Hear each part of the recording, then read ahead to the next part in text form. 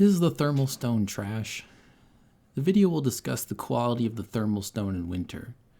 It is time to set up some context, but first, this has been a confusing experiment or adventure for me, plagued with project creep.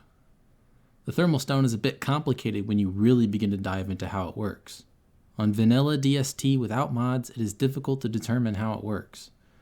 With mods, I answered some of my questions, but found myself with more to ask. Diving in to ask questions, I searched wikis, but quickly realized I would have to run experiments. The thermal stone wiki is likely outdated and only applicable to the original base game. The more experiments I ran, the more questions answered, the more questions I asked. This video essay is not going to dive into the nitty-gritty numbers that I had originally planned for. Instead, I will explain more of the general concepts and trends. I will mix in some data that I will readdress in concrete form in a later video. I will also be making comparisons with other strategies and items throughout this video. The foremost consideration for discussing the thermal stone is the ambient temperature and how it produces heat. If the thermal stone is sufficiently warmer than the ambient temperature, it will turn yellow, and if hotter yet, it will turn orange, or red, depending on your eyesight, I guess. This can happen very quickly by coming close to a fire. When yellow, the thermal stone boosts player temperature by 40 degrees above ambient. The orange stone will boost the temperature by 60 degrees. Some very counterintuitive mechanics are at play here. As the ambient temperature decreases, the thermal stone is more easily heated and remains warm for longer. The colder the winter gets, the more effective the thermal stone becomes. Let's discuss effectiveness. It should be defined as how long the player can remain away from a heat source before taking damage. It determines the amount of activity a player can do around base before returning to the campfire. It determines how far a player can travel before they must build a campfire or burn a tree. And it reduces the amount of time wasted idling at a heat source during winter. In the milder part of winter, it is difficult to heat the thermal stone above the ambient temperature because the ambient temperature is so high. It is very possible that the first day of winter will not even reach temperatures low enough to cause freezing damage. But in the middle of winter, the ambient temperature dips well below -20 degrees, and because a campfire can easily warm nearby things to temperatures over 40, the thermal stone has a very large temperature difference. To answer the original question, the thermal stone is trash during early and late winter.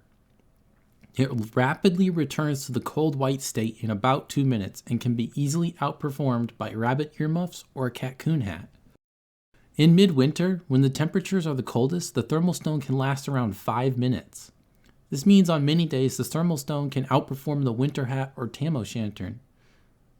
Wearing both a winter hat and keeping a warm thermal stone in the pocket, you can expect about 6.5 minutes of warmth in midwinter.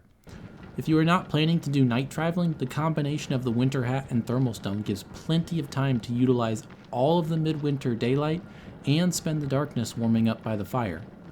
In midwinter, the thermal stone is good for keeping most players warm, and in conjunction with the winter hat is great.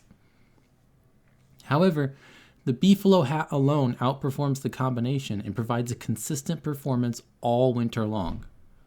The beefalo hat can be combined with the use of the thermal stone, but sees a minimal benefit in only the coldest of winter days. In conjunction with Woody's beard, Wilson's level 2 beard, or Weber's level 3 beard, the performance is basically equal, making the thermal stone redundant and a waste of an inventory slot. The puffy vest works the same as the beefalo hat, but uses a backpack slot and is not appealing to most players.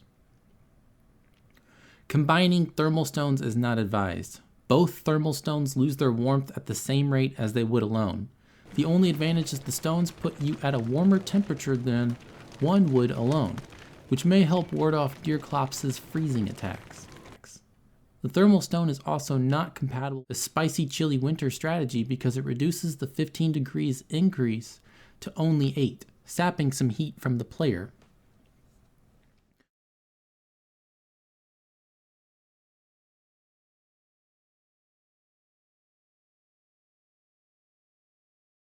The thermal stone only uses up one of the plentiful inventory spaces, whereas the other options use up head or body slats that may be needed for armor, lighting, a backpack, and more. The thermal stone can be especially useful if the player is in combat and needs to wear armor, a miner hat, or keep their backpack.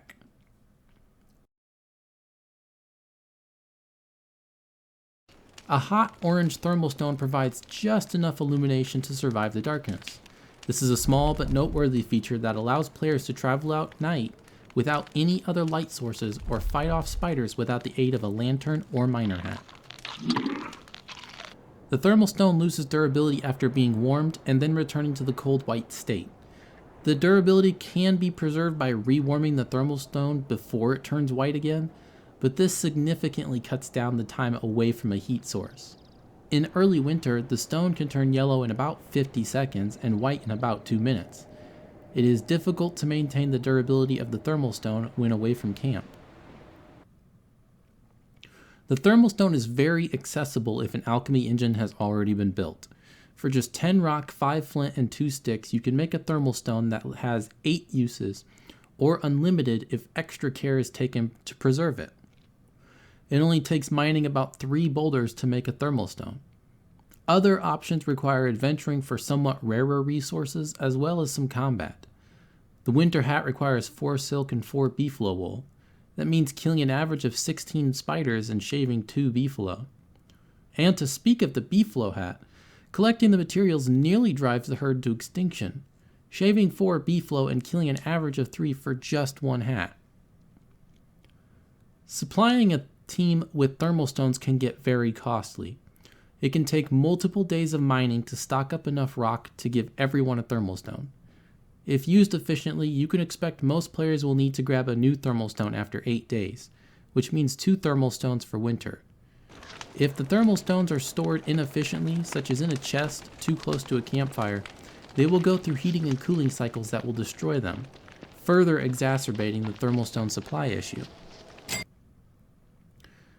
Please do not consider it a cop-out, but context here is an important factor.